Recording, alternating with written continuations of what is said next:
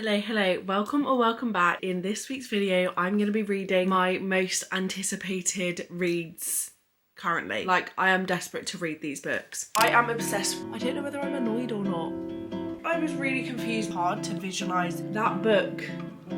We've got a lot to discuss. Something cup is filled. Emotional as well. It is April 23rd, and if you don't know, April 23rd is the release day in the UK for Emily Henry, A Great Big Beautiful Life. In this video, we are absolutely reading this, and I'm currently reading this. I'm about 150 pages in, and I want to give you my thoughts. I'm also going to be reading Abby Jimenez, Say You'll Remember Me. This came out a couple weeks ago. Another romance, and I'm so excited. I've never read Abby Jimenez, but I've heard incredible things. Also, how summery are these two? So cute. And then lastly, I am very late to the party. I have never read Hunger Games, and it is one of my favourite film series, and I just know the book is always better than the TV show / film. So I also want to read Sunrise on the Reaping by Suzanne.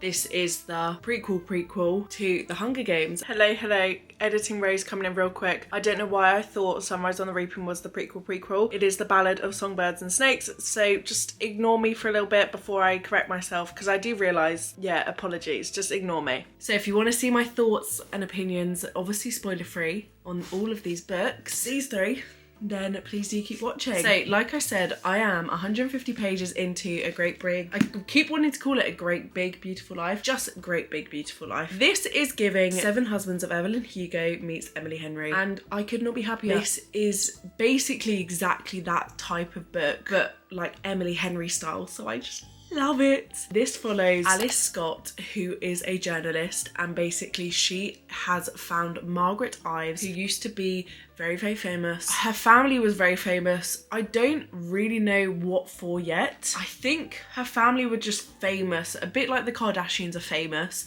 I think her family were just very famous, and then so many scandals happened. It literally says on the back, the scandal, the cult, the trial, the accident, here's what truly happened, basically. And 20 years ago, Margaret disappeared off the face of the planet. No one's been able to find her, and Alice was a very big fan of Margaret's husband, who I am forgetting the name, but he was a famous singer, I want to say, and he passed away. And basically Alice, being a journalist, went on the search for Margaret, found her, and basically wants to do an interview on everything that happened and what led to Margaret's disappearance. Also wanted to interview Margaret is Hayden. There's always going to be a little bit of romance in an Emily Henry book, and I love it. So Hayden is also interviewing Margaret, and basically Margaret agrees to do a month-long trial with both Alice and Hayden. They have interviews every day. At the end of that trial, Margaret will then decide who she wants to write the book with. It's not an article, sorry, it's an actual book. And they're in a really small beach town. It's so cute, and I am obsessed with this book so far. I literally bought it this morning, and yeah, I'm 150 pages in. I don't think I'm going to complete it today because I don't want to put pressure on myself, but I will be completing it tomorrow most likely. I'm just so intrigued. I will say there's a lot of characters and there's a lot of history. So many names are being said, and I'm like, oh my gosh, okay. Like, there are a lot of just side characters and like just people popping up. So that is one thing which I've been a bit like, wait, who is this again, and what was their connection to this and that and that. But apart from that, I'm really enjoying it. I'm so intrigued to see what happens. I also love Hayden is very grumpy, and Alice is very sunshine. I love Alice. It's not like the typical grumpy sunshine vibes. It's more like he is just very focused on his work, very professional, very to the point, very blunt, and she is really friendly, very happy, very kind. Like, she's just a ball of sunshine. So yeah, it is very much grumpy sunshine vibes actually, and I really like that. Like, it's definitely not a full-on like romance. It's not a contemporary romance, definitely not, but it has that romance in it, which I just love. The little subplot of the romance is so lovely to me because it's really not a massive deal in the book, but I'm so obsessed. It's new, it's refreshing, it doesn't feel like the usual romance vibes, which I really like, and I like the fact that they're both kind of competing. That's my little check-in. I will check in again probably tomorrow, but yeah, I'm gonna go sit in the lounge and read. It's so cold in the bedroom my day, so I'm gonna go back to my little cozy corner on the sofa and read some more.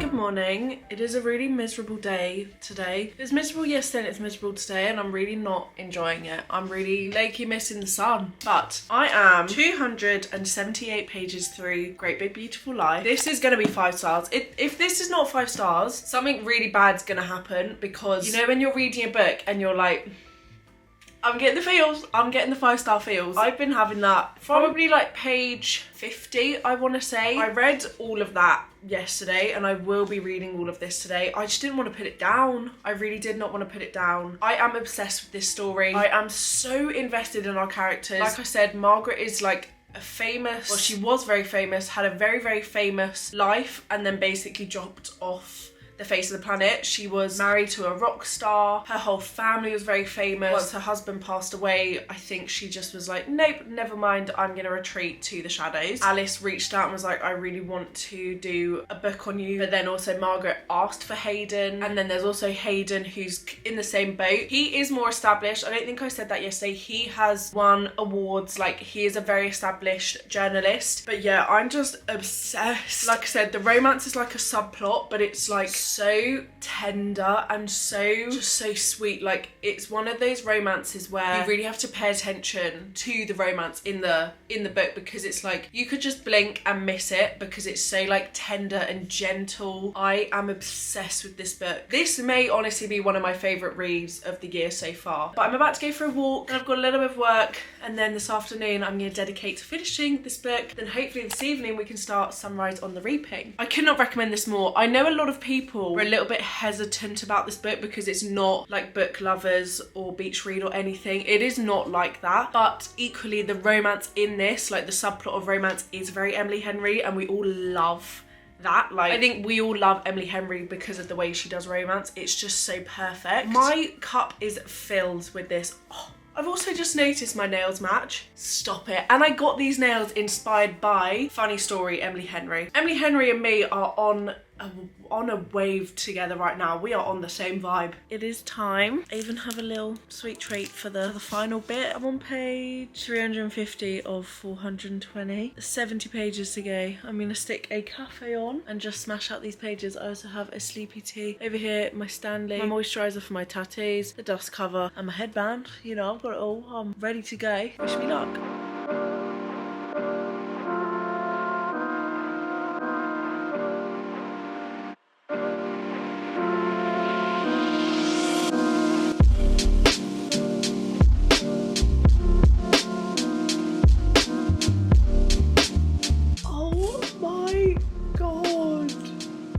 The last 15 pages of that book, not funny. Not funny, Emily. Literally tell me why I started getting anxious at page 396 knowing there's only 24 pages to go. Oh my god.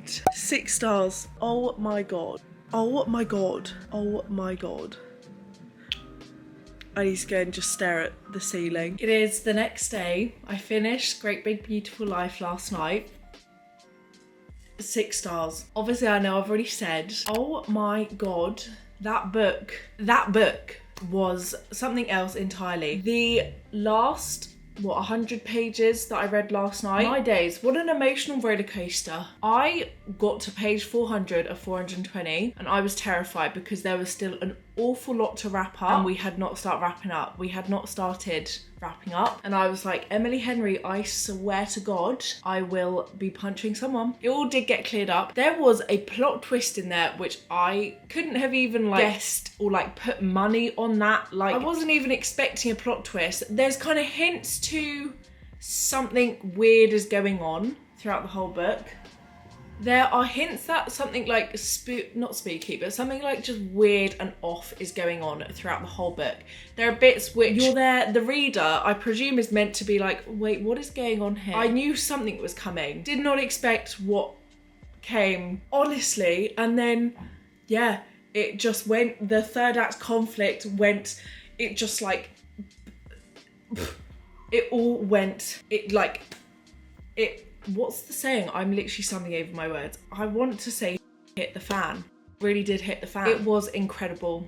6 stars. If you want 7 Husbands of Evelyn Hugo meets Emily Henry, which I don't know who wouldn't want that, because if you haven't read 7 Husbands of Evelyn Hugo, you need to, genuinely, like, wow. Anyway, I actually haven't filmed the part where I said Sunrise on the Reaping is in fact not the first story. I just really blanked. I really blanked, because I knew all along The Ballad of Songbirds and Snakes was the first book. I keep getting the name wrong, hence why I looked. Anyway, I'm 100 pages exactly into The Ballad of Songbirds and Snakes. Spent an hour this morning reading, and I think just going from the last book I read, you know, I'm trying to film a review, but everyone keeps driving past. You know what? I think I'll just film this review tomorrow, because I've tried so many times and I don't actually have that much to say about this book yet, so I think I'll just check in properly tomorrow. Good evening. It has been quite a few days. I think it's been like 5 days since I've spoken to you. We've got a lot to discuss. I am 410 pages through The Ballad of Songbirds and Snakes. I feel weird about this book. This book follows Snow. I don't want to even try and pronounce his first name. I've read 410 pages of this book and still do not know how to pronounce his first name. Frankly, this might actually be This might be my reminder to look up his name. Coriolanus Snow.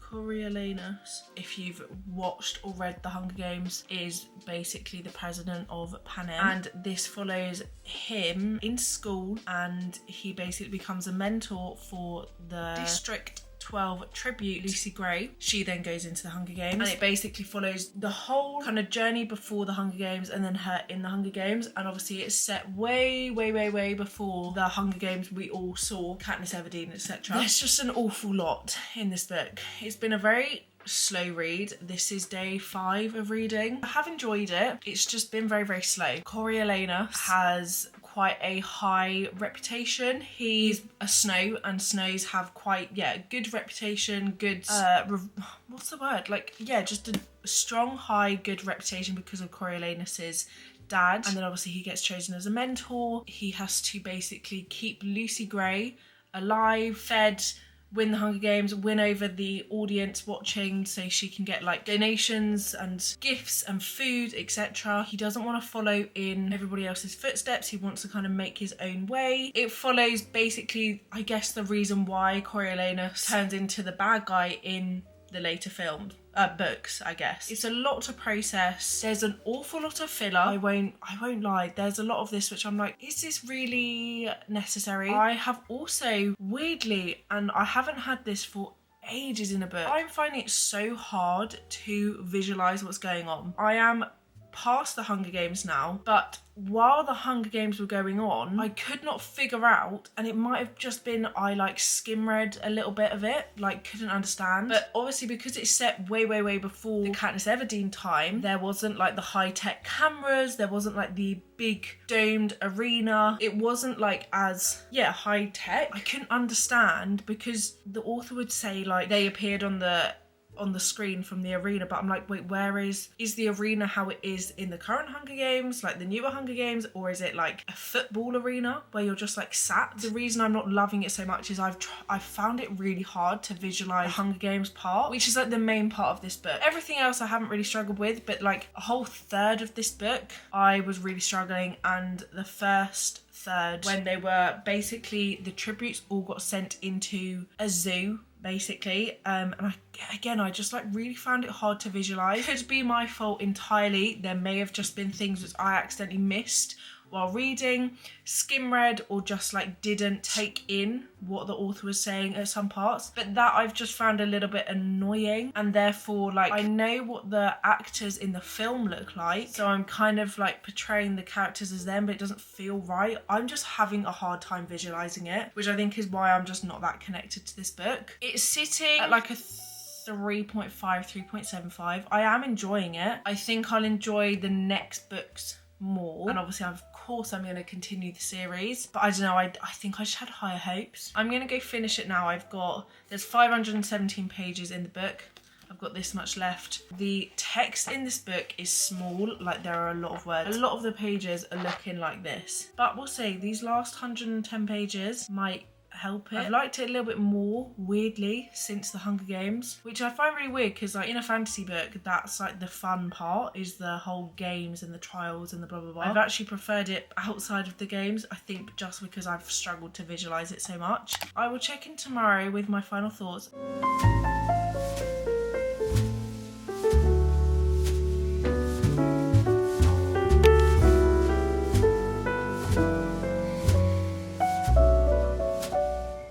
Hello. It is a new day. We have rather a lot to catch up on. I did in fact finish The Ballad of Songbirds and Snakes. I gave it 3.5 stars. I think I was really confused because I'm not used to hating your main character, and in this book you're meant to like not like Coriolanus, the main guy, you know, Snow. Let's just call him Snow. I really struggle with his name. I'm really struggling. I think I just found that confusing because I was like, normally every other book I've read in my entire life, I've liked the main character or kind of have meant to like the main character. If I haven't, that's a different story, but normally I'm meant to like the main character. I did not like Coriolanus. My camera's really wonky and it's sending me. So it got 3.5 stars, and kind of after reading the reviews, after reading the book and rating it, I was like, okay, maybe I understand. But I did enjoy it. I feel like it was rather long, can't lie, but I did enjoy it. I think it's just kind of, the genre isn't probably my favourite because it's fantasy, but it's like normal fantasy, not romantasy. I prefer romance. But I'm glad, and I'm going to continue the series, of course. Sunrise on the Reaping is meant to be better, like one of the best, so I'm excited to read that, and it's in my May TBR, and today is actually the 1st of May. But I did start, and I've almost finished. Now, I was watching Hayley Pham 2 nights ago, and she read this book and said it was really sad, and I watched it before reading. I need to stop doing this. This is my reminder to myself that if I am watching a video with a book that I want to read and haven't yet read, stop watching, because I get the pre vibes. I feel a certain way, like I get pre ratings of it, I guess. But I actually am really enjoying this. The insta love was insta loving. Literally on page 14, he asked her out, so I was a little bit like, oh, okay, but it makes sense now. Having been, I'm now 258 pages in out of 355. I've got just under 100 pages to go. I understand. This is sad. Oh, bear with. This is sad. Samantha's mum has dementia, and that is a very prominent plot point, so maybe check trigger warnings, because this is so sad. I was reading this last night and I was just like getting so emotional, thinking about if I was in Samantha's position, I would not know what to do. I am really enjoying the romance in this. It's different and it's so fun to read about. It's just very emotional. I fear this is gonna make me cry. Most books at the moment make me cry. Don't know if that says more about me and where I'm at in my life or how good the books are, but you know, I'm really enjoying it. I think it will be 5 stars. Like I said, I've got just under 100 pages left, and something really awful would have to happen for this not to be 5 stars. And I love a 5-star feeling.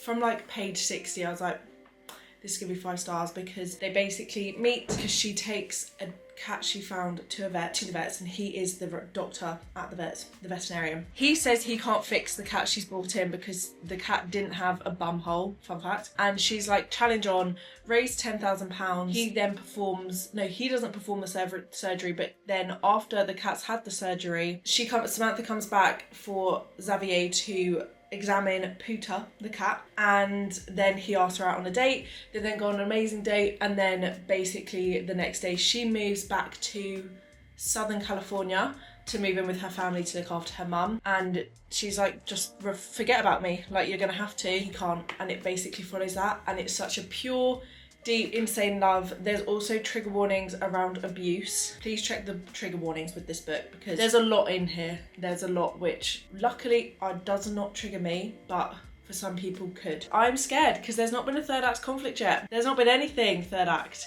And I'm scared because they like break up from a miscommunication, because that seems to be the most popular miscommunication, third act conflict in a book, romance book. I will be fuming because I'm so over books just having a really silly miscommunication in the third act conflict and then they break up. Like, all these people are adults. You're telling me at the age of what, 24, 25, you can't have a conversation? It's really annoying me at the moment. Like, most books that I'm reading, well, most romances I've read before the last couple books, because I've had a really good run the last couple books. The third act conflict, yeah, is literally a miscommunication, or they sent a text wrong, or they sent a text to someone. Like, talk about it, babes. Talk about it. This is not setting a good example. So, yeah, I don't know why I got so heated there. Apologies. This, if there's a miscommunication, it will lose a whole star. It will drop down to 4, maybe even 3.5. If the third act conflict is annoying, it will send me. But yeah, I do really recommend this book. But pre-warning, definitely check the trigger warnings. I will check in once I finish this book, and then this video is done. I did something so silly. I just washed up, having had lunch, and I was watching Destiny Sidwell's how many 5 stars can I read in this video or something. She read this in it, and now I'm like rethinking, because she did not like this book that much. It was 3.5 stars. By the way, I am 307 pages in, so I've got just under 50-ish. I'm gonna finish it in a minute. She made good points. And now I'm like, wait, is it a 5 star? I still think it is, because my feelings haven't changed, but she made some good points. So I just wanted to come and talk to you about said points, because she's got a good point. Basically, one thing about this book that she really didn't love, I didn't necessarily mind it, but it did, like, I found it just not odd, but a bit like, oh, okay, that's happening. There's a lot of TikTok lingo references, chat in this book. Our main male character, Xavier, gets reference to Rhysand from Akatar multiple times. Multiple times. There's also a incident in this which he then goes viral on TikTok. There's a lot of just like, yeah, TikTok-y, very, very 2025 lingo, which I don't mind. It's not ruining it for me, but equally, I don't know if I'm feeling so good about this book because I've been reading such good books. I feel like if I had read this after I read Holding the Reins, which was a... Wait, was it Holding the Reins I read, or the first Rebel Blue Ranch book? That one. One of them. I think I rated both of them either 3 stars or under. I probably would rate this lower. I think because I'm feeling so good about reading and loving my books at the moment, I feel just happier about my ratings, which is why, like, this still will be a 5 star. A lot's gone on in the last blimmin' 50 pages though, my days. And Destiny also did make a good point in the fact that Xavier, our main male character, has had to sacrifice an awful lot, whereas Samantha, our main female character, hasn't. I kind of understand why, and when you read this book, I feel like you'll understand why Samantha's not putting as much in as Xavier is. Yeah, I feel like I just wanted to come and mention that, because I was like, oh wait, maybe that is a point which I should be discussing. So yeah, but I'm gonna go finish it now. I open my window and now there's a bunch of flies everywhere. 4.75. Oh, I'm so annoyed.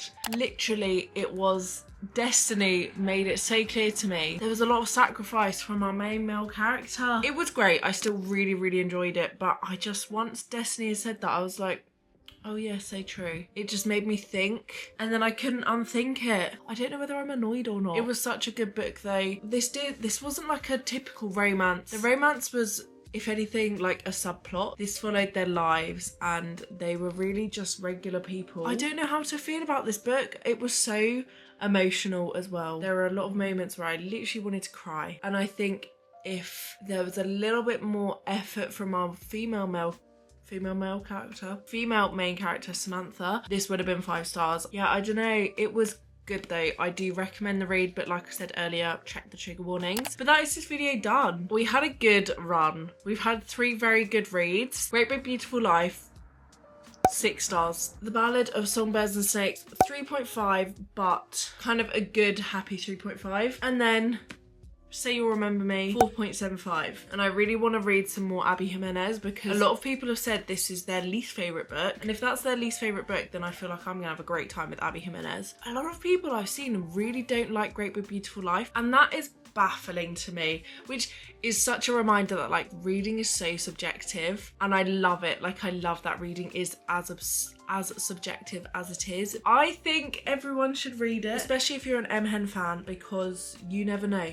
You never know. Might love it, might hate it. Clearly, it's a very, very 50-50 split. Maybe even I'm in the minority of loving it so much. potentially. I do recommend all 3 of these books really strongly. This, I think, is just, oh, I just loved it. I just loved it so much. I'm so glad I didn't cry because my makeup looks good today, so I'm so glad I didn't, but I so could have. There were 3 parts in the last like hour and a half, which I was like, keep the tears in. Keep the tears in, Rose. Thank you so much for watching. I really hope you enjoyed. Please do subscribe. I post all sorts of reading content. I love it so much. All my socials are in the description, my Instagram and TikTok. And yeah, hopefully I'll see you again on Thursday for another video. I think this is going up on Monday. So I'm uploading twice a week if I can. So yeah, I will hopefully see you on Thursday for another video. Kisses and hugs. Bye.